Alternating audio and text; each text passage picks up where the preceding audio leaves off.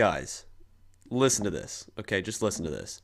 This is the exact dialogue from the movie. I'm assuming that everyone watching this video has watched the movie.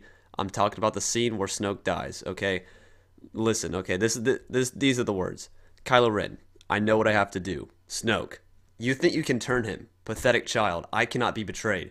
I cannot be beaten. I see his mind. I see his every intent. Yes, I see him turning the lightsaber to strike true. And now, foolish child, he ignites it and kills his true enemy. Does that not sound, just listen to the audio, does that not sound like he's killing Snoke? Because he is. But guess who was talking? Snoke was talking. So Snoke was telling him to kill him. I mean, it's as simple as that. Now, the details are obviously much more complicated. Let's pick this apart. The very beginning, Kylo Ren is talking to Rey and it says, I know what I have to do. Right there, that's a thought in Kylo Ren's mind. That right there, we can acknowledge that he is thinking about betraying Snoke. Then later on, in the dialogue of Snoke, he says, I see his mind. He clearly read it right there. He clearly read it, that he's going to try to betray him. More evidence for this, at the beginning of the movie, he tries to kill Leia, but he couldn't pull himself to do it. Kylo Ren, he couldn't pull himself to kill Leia.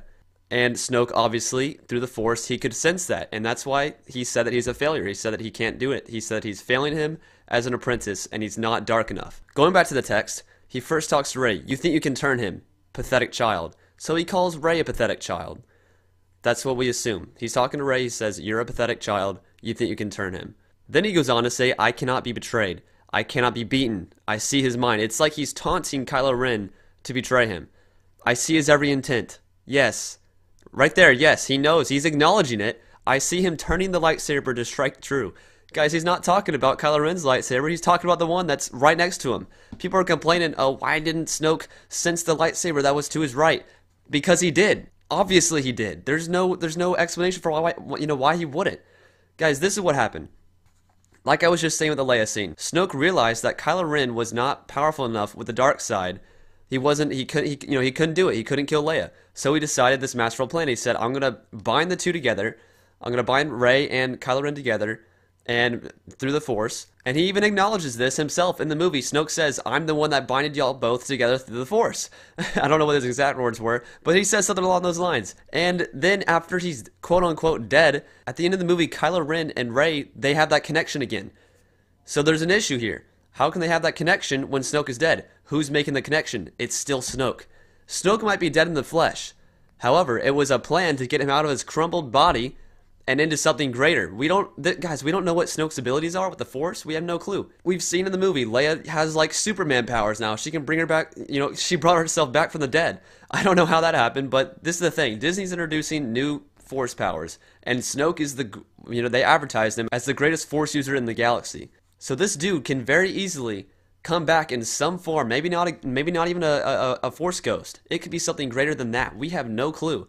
The bottom line here is there is a bigger plan behind Snoke, because if Snoke's gone, we have Kylo Ren as the main enemy. And I really strongly do not believe that Episode 8 is going to be solely just on Kylo Ren. I really do not see that happening. It's not. Getting back to the text, Snoke says, and now, foolish child.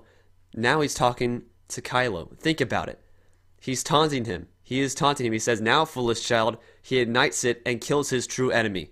Why would he call Rey a true enemy of Kylo? Unless he senses the conflict there. And if he senses that conflict, then the even bigger realm is that his true enemy is actually himself. Snoke is referring to himself. He does this to pull Kylo Ren back to the dark side, or stronger to the dark side. And Rey being, witnessing this and going through it, Kylo Ren, he does it out of anger, right? He's pissed off at Snoke for calling him a little baby, basically.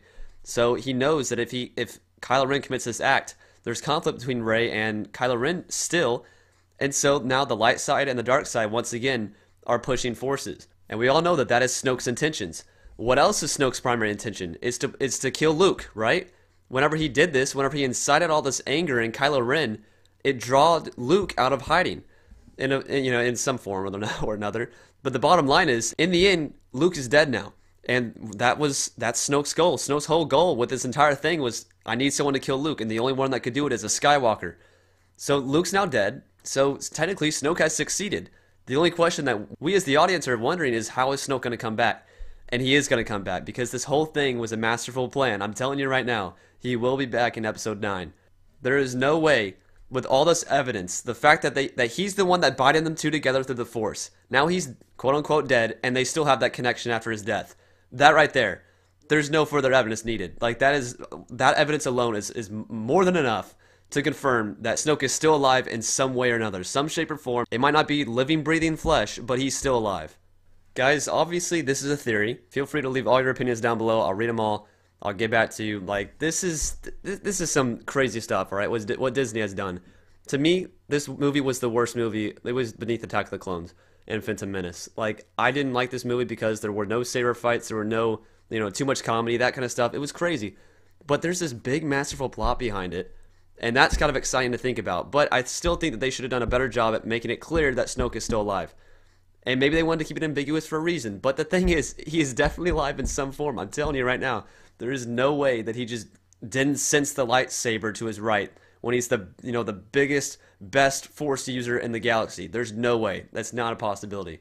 That does not add up with the way that they were describing him in The Force Awakens. There is just no way, guys. All right, that's all I'm going to talk about this. Thanks for watching, guys. I'll see y'all next time. Peace.